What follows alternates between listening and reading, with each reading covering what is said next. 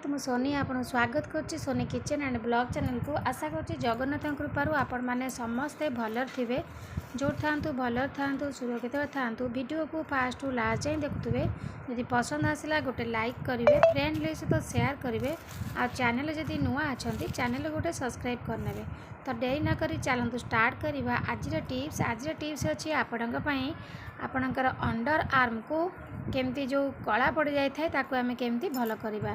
तो देखो से प्रथम जिनसटी नहीं जाइए चीनी की आप बेसी माने पूरा चिकन पालिश गुंड करेंगे, टिके खंड खंड रखिथे कहीं चीनीटा आपणकर ये स्क्रब भली काम करिवो। टिके खंड खंड थिले ही एटा स्क्रब भली काम करिवो। तो देखो ये मुझे गोटे छोट चामच रे नहीं जाउची प्राय पाखापाखि 2 चामच चीनी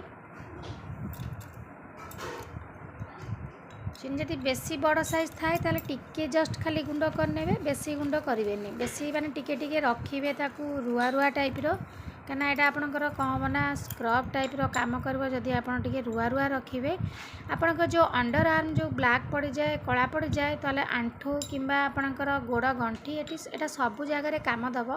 खाली जे काख तल कला छाड़िया ता नुहे, यहाँ आपंकर जेकोसी आंठू हो कि गोड़ गंठी हो कि हाथ कहूणी हाथर ये कहूणी जगह गुड़ाक कला पड़ जा तो गोड़ गंठी कला पड़ जाए तो सबू जगह गुड़िक काम दब।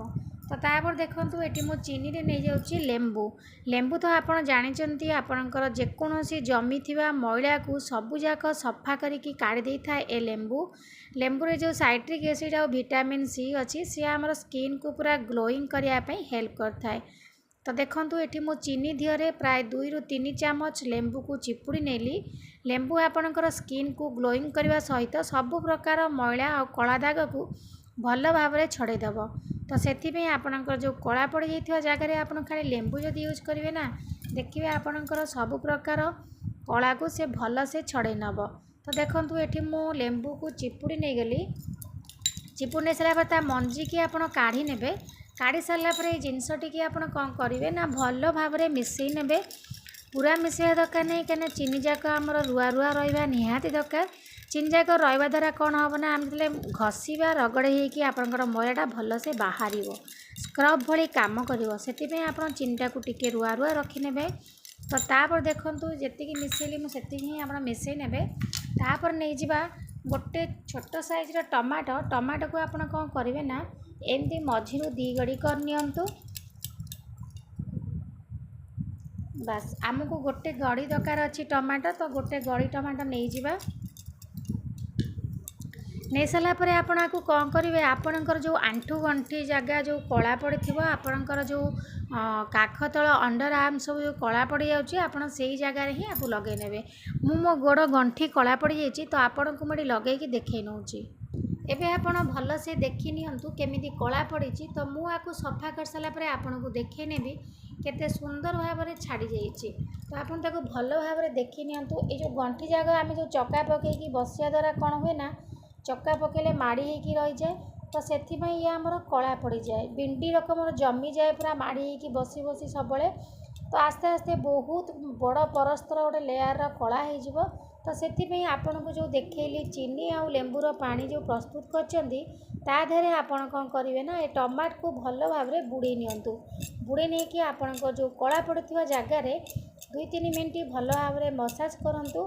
मसाज कर सारापर ताको छाड़ीदेवे सुखा लगी कि समय गले जाकि धोइबे। मेन हूँ मसाज सांगे सांगे तो कौन जिनस माने रिजल्ट सांगे सांगे मिल न थाए तथापि बहुत किसी छाड़ीज न छाड़ ताहा नुह कि छाड़ बहुत। तापर आप आउ थे आउ दिन यूज करेंगे देखिए 2 थर 3 थर यूज कलापर आपणकर जो काख तल कला गंठी कला आपणकर हाथ कहूणी कला सबू छाड़ीज आंठू कला पाद सारा भी आपको आप घसी पारे। घसिले कौन हम ना आपणकर पादर जो स्किन जाक पूरा ग्लोइंग कर सॉफ्ट लगे। तो देखो ये मुझे भल भाव में घसी नौची। घसिया द्वारा कौन हम ना आपणकर जो बिंडी पड़ी मली जमी जाइए तो किसी मात्रा रे छाड़ीज छाड़ी दियो टिके समय छाड़ीदबा। छाड़ी सारापर मुझे आपको देखे नेबी सी केते सुंदर भाव में आहरी बहुत मैला तार छाड़ी जाइए। तो ये देखो मैं टिके समय छाड़ी दूची सुखा लगी तापर मुझे आपको देखे नेबी। तो ये देखो मैं आपको देखे नौची किसी मात्रा रे कला दाग छाड़ी जाइए। तो आप कंटिन्यू आपको यूज करेंगे देखिए आपणकर आस्ते आस्ते कला दाग पूरा भल से भल हो। तो आशा करुँच आज वीडियो आपको पसंद आसो। जदि पसंद आसता गोटे लाइक करेंगे, फ्रेंड सहित शेयर करेंगे और चैनल जदि नुआ अच्छा चैनल गोटे सब्सक्राइब करने। तो आज मुझे विदाय नौ पुणी देखा आप सहित नेक्स्ट वीडियो से पर्यंत रोचे। नमस्कार, जय जगन्नाथ।